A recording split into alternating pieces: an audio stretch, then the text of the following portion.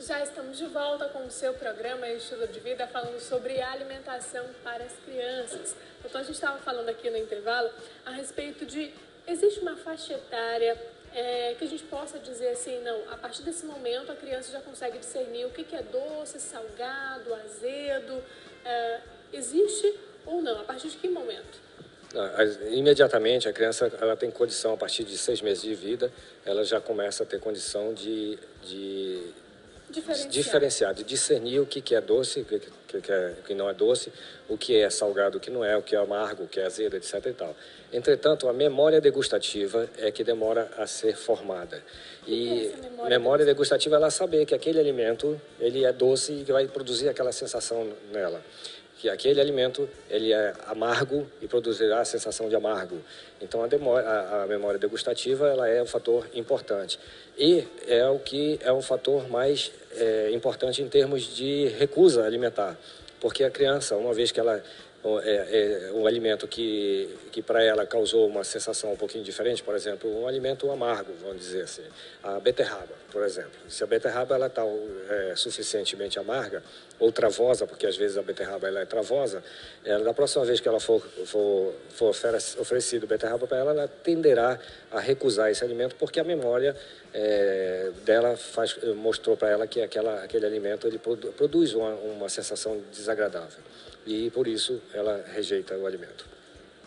A gente tem aqui na nossa tela interativa falando sobre o limite de duração da refeição. A criança deve começar a comer até em 15 minutos no início da refeição. Isso varia de acordo com a faixa etária, doutor? Isso é correto, estipular um tempo para a refeição, ou deve ser levado conforme o andamento, a aceitação da criança, o comportamento dela? A gente deve esperar? Normalmente, se você deixar a criança, ela fica o dia todo na frente do prato. Então, a criança ela tem que ter um limite. Ela tem que saber que quando acaba a refeição acabou. Ela não pode continuar lá na frente do prato, enrolando, brincando, põe na boca, tira na boca, etc. e tal. Então, a alimentação ela tem um ritual e esse ritual deve ser seguido e ela aprende na medida em que ela vê o comportamento dos pais. Então, estipular um tempo, assim, cronometrado no relógio, e tal, vai ter que comer nesse prazo, não. Você tem que limitar o tempo de refeição da criança ao tempo de refeição dos pais. Pronto, acabou a refeição dos pais, acabou da criança também. Tira o prato da frente da criança e agora só a merenda mais tarde, né? Até porque se demora mais tempo entre uma colherada e outra, a gente já sabe que ela não está mais aguentando, né? Que ela está querendo deixar essa comida para lá. E o que muitos pais, a gente falou sobre a quantidade, eles acabam exagerando muito na quantidade.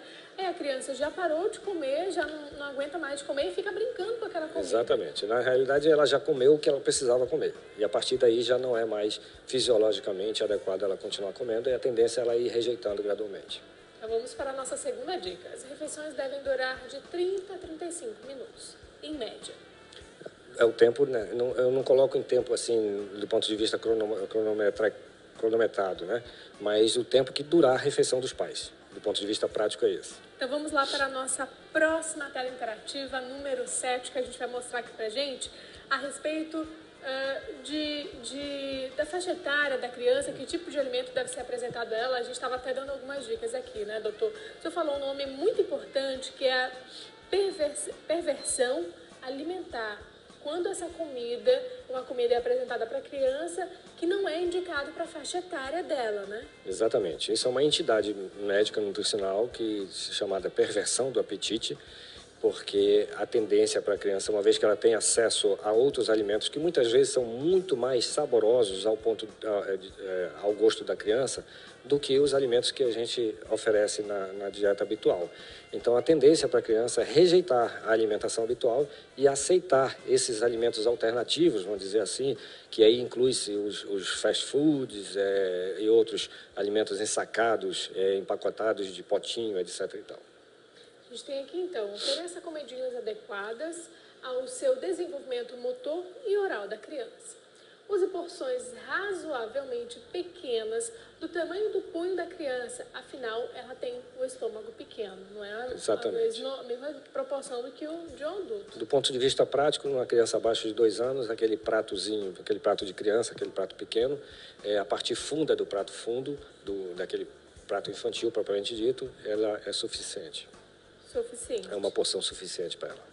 Bom, doutor, e a partir de que momento a gente deve diversificar o cardápio, colocar coisas novas? A gente estava vendo um artigo a respeito disso, que um alimento a partir dos 6 meses de vida deve ser apresentado um de cada vez, para que, se ela tiver alguma rejeição ou alguma intolerância, alergia, pigmentação, ou até mesmo ao alimento em si, a gente possa identificar.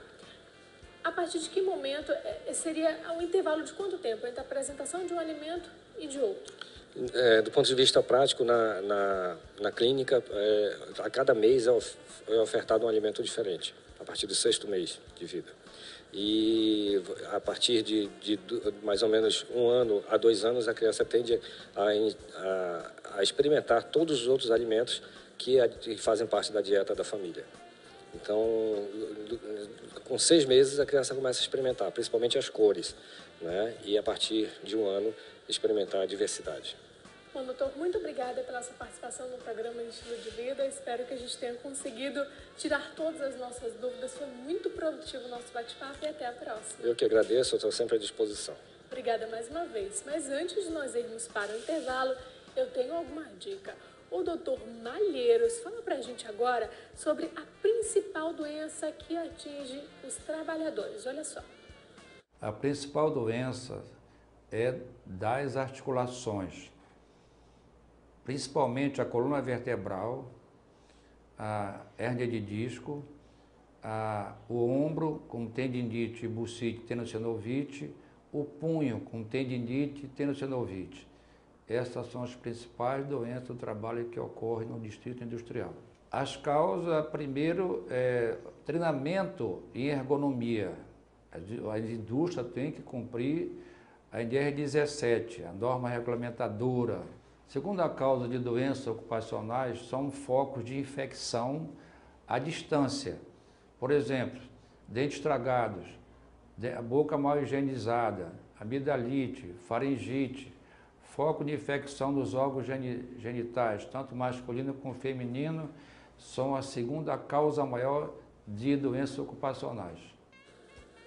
Ótima dica. Agora eu tenho um outro convite para te fazer. No próximo bloco a gente vai entender se essa rejeição alimentar tem algo a ver com a idade, se é influenciado com o meio que essa criança ou esse jovem vive, ou até mesmo com os transtornos alimentares.